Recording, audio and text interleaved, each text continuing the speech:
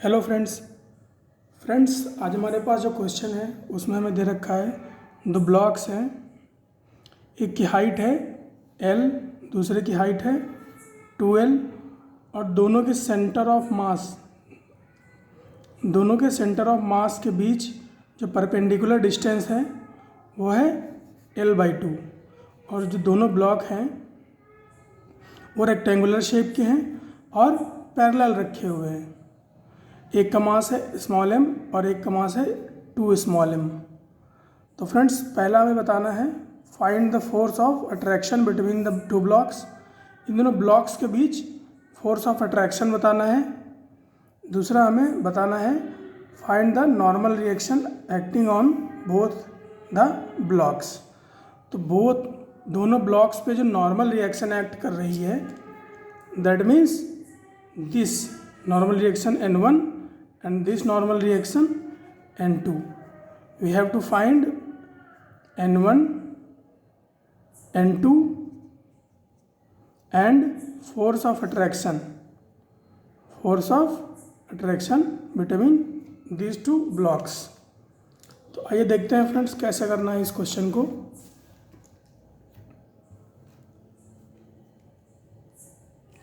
तो फ्रेंड्स यहाँ पर जो हम फोर्स ऑफ अट्रैक्शन की बात कर रहे हैं वो किसी तरह का कोई इलेक्ट्रिकल फोर्स नहीं है, वो एक ग्रेविटेशनल फोर्स है जो कि दो मासेस के बीच में प्रोड्यूस होता है। सपोज करिए दो मासेस हैं M1 और M2 जो कि r डिस्टेंस पे रखे हुए हैं। तो इनके बीच एक फोर्स ऑफ अट्रैक्शन होगा। कितना होगा? Gm1 m2 by r²। According to Newton दो मासेस के बीच ये जो है फोर्स ऑफ अट्रैक्शन होता है Gm1 m2 बाई r²। अब फ्रेंड्स हमारे पास जो दो ब्लॉक्स दे रखे हैं उनका शेप जो है वो डिफाइंड है। तो फ्रेंड्स इसकी लेंथ L है, इसकी हाइट L है, इसकी हाइट 2L है। तो फ्रेंड्स जो फोर्स ऑफ अट्रैक्शन लगेगा वो सेंटर ऑफ मासेस के बीच लगेगा। तो ये जो ब्लॉक A है, इसको अगर ब्लॉक 1 बोलें और इसको ब्लॉक 2 बोलें तो ब्लॉक 1 का सेंटर ऑफ मास कहाँ पर होगा फ्रेंड्स? इसकी टोटल हाइट L है और अगर इसको अगर हम क्या माने, यूनिफॉर्म माने, तो क्या होगा? इसकी हाइट की हाफ हाइट पर जो है इसका सेंटर ऑफ मास होगा, हाफ हाइट पर L/2 पर सेंटर ऑफ मास होगा।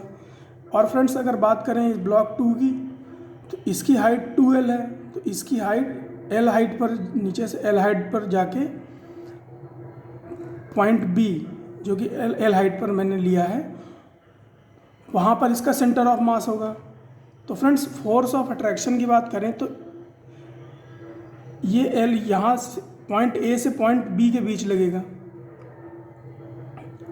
तो और फ्रेंड्स पॉइंट A से पॉइंट B के बीच की जो डिस्टेंस है वो हमें नहीं पता है। हमें दोनों के बीच की पैरेलल डिस्टेंस पता है, वो कितनी है? L/2। लेकिन हमें ये डिस्टेंस नहीं पता है जो दोनों के सेंटर ऑफ मासेस के बीच की डिस्टेंस है। इसको फ्रेंड्स हम ज्योमेट्री से निकाल सकते हैं। ये हाइट है L और ये हाइट है L/2।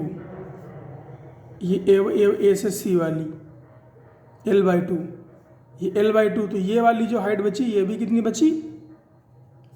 L/2। तो अगर ट्रायंगल ABC को देखें तो ये L/2 है, ये L/2 है। तो ये R कितना हो जाएगा?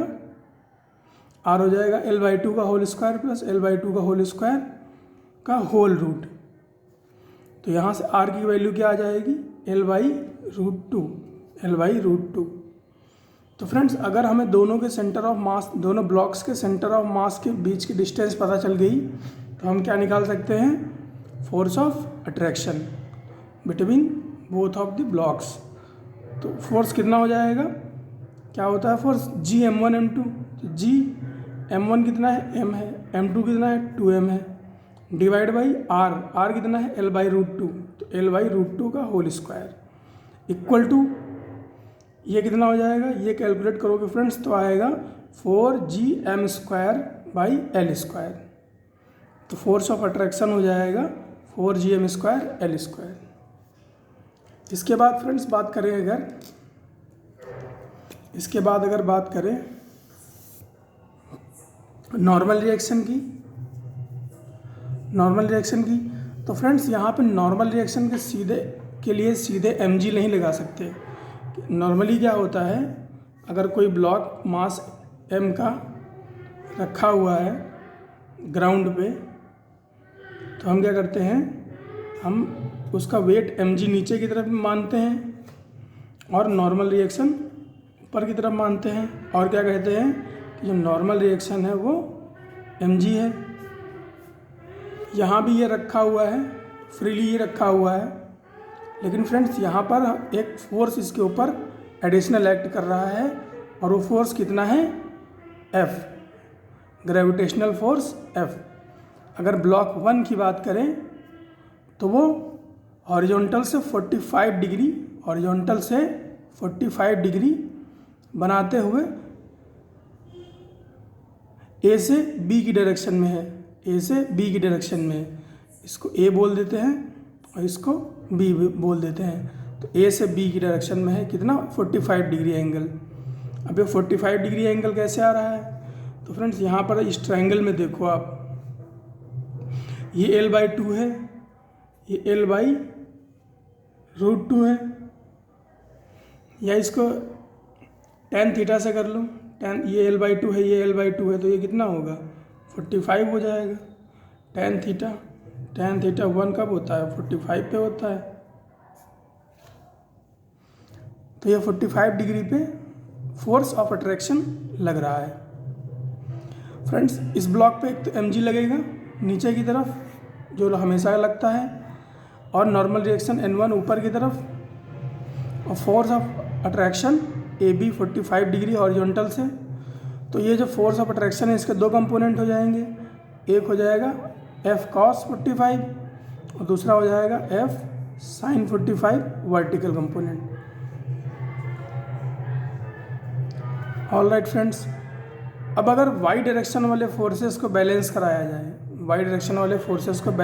जाए, तो इक्वेशन क्या बनेगी, n1 प्लस F sin 45 ऊपर की तरफ इक्वल टू mg नीचे की तरफ। तो ये y डायरेक्शन वाले फोर्स बराबर हो गए, y एक्सिस वाले फोर्स बराबर हो गए। तो यहाँ से n1 की वैल्यू क्या आई, mg माइनस ये F sin 45 उधर चला गया, तो क्या हो गया, F sin 45, तो mg माइनस 4gm²/l² इंटू √2, यही तो आया था 4gm²l², तो 4gm²l² इंटू साइन 45 का 1/√2 कर दिया। तो n1 की वैल्यू क्या आई, mg माइनस ये √2, इस 4 को कैंसिल आउट करेगा तो क्या बचेगा, 2√2 gm²/l²। तो mg माइनस 2√2 gm²/l²। तो n1 की वैल्यू ये हो गई।